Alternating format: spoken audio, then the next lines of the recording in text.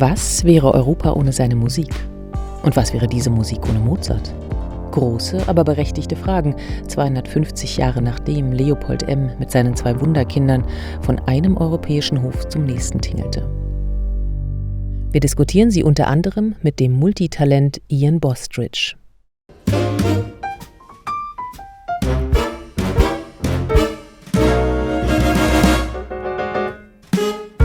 Ian Bostridge, weltbekannter und anerkannter Tenor, sowohl im Opern- als auch Liedrepertoire zu Hause, als Schriftsteller erfolgreich, als Pädagoge tätig, promovierter Historiker und nicht zuletzt gebürtiger Londoner.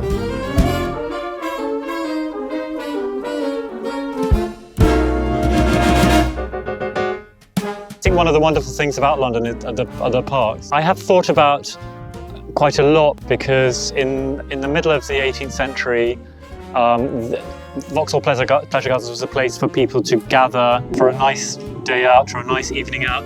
There were criminals here, there were prostitutes here, but there was also high society here. So I think in the 18th century, though, what we call the Enlightenment was also about politeness. It was about talking politely to each other and doing civilized things. And something we could probably do with now, because at the moment Twitter and all the social media are sort of dissolving all that, I think, and creating discord and violent opinions. And so you end up, in a way, through the lack of conversational discipline. So they wanted to create in Vauxhall Pleasure Gardens this place where people could mingle and be civilized. Leopold kommt aus dem Staunen nicht mehr heraus. Nirgends sind der Adel und der gemeine Mann so vereinigt wie hier. In den Vauxhall Gardens wird gespeist, gefeiert und den Superstars der Szene beim Musizieren zugehört. Das Besondere, es vermischen sich die Königsfamilie, Adel und Bürger. Ein Garten als Symbol für früh gelebte Demokratie. Once you get democracy in the welfare state, you start getting electorates feeling we do not want people from outside who do not contribute to our system coming and using it. So it becomes much more inward-looking in that sense. And that's why I think there's a lot of tension over the relationship between the UK when it was in the European Union, because the traditional democratic sort of roots for achieving legitimacy and consent are not really there. It's a very mixed, chimerical sort of system at the moment. Damals wie heute war Europa ein heiß umstrittenes Konstrukt. Kollektive Identität und die aktuellen Kernfragen wie Inhalt, Grenzen und politische Konstitution wurden schon vor 200 Jahren mit großer Dringlichkeit formuliert. Besonders ungewiss ebenfalls die Antwort auf die Frage Quo vadis Europa? I think it was a commercial society. It was probably the first.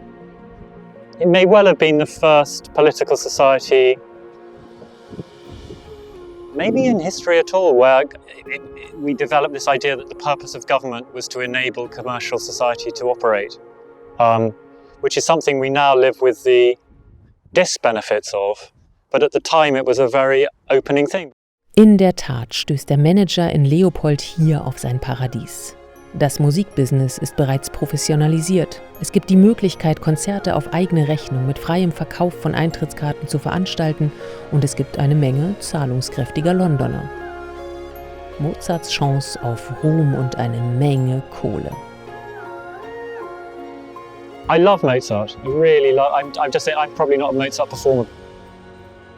If I do have a problem with Mozart, it's only that in the operas, the tenors are not conceived of in a particularly dramatic way. You know, they're not Don Giovanni. It's really difficult to keep the balance between drama and the instrumental right. And I think there's a sort of fantasy that there can be singing that's natural.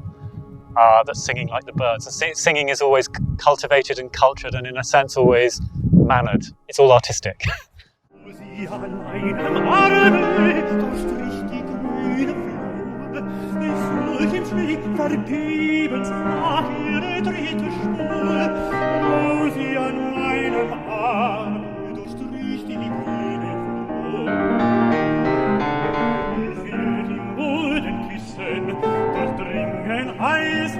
Mit meinen weißen Tränen will ich dich die Erde See. Ich will den Boden küssen, durchdringen Eis und Schnee mit meinen heißen Tränen. Wie fließt die Erde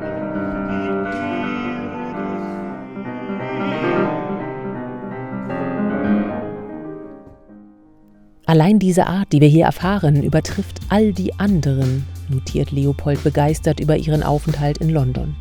Schnell hergestellter Kontakt mit Königs- und den Berühmtheiten der Musikszene generieren Anerkennung und viel Geld.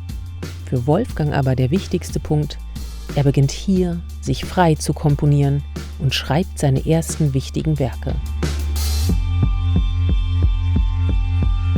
One of the things you really have to do as a musician is keep being interested, and so you have to find ways of stimulating your engagement, and for me that's finding things out, though it varies. Sometimes I find out an enormous amount about the piece I'm singing, and sometimes I just sing it and I don't bother. You have to let life into your performance, and everybody is experiencing,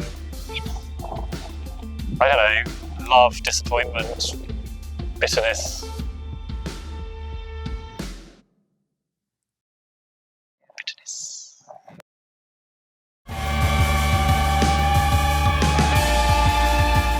It's like urgent communication, and that has to come from your life experience. For me, it has to be about intense emotion.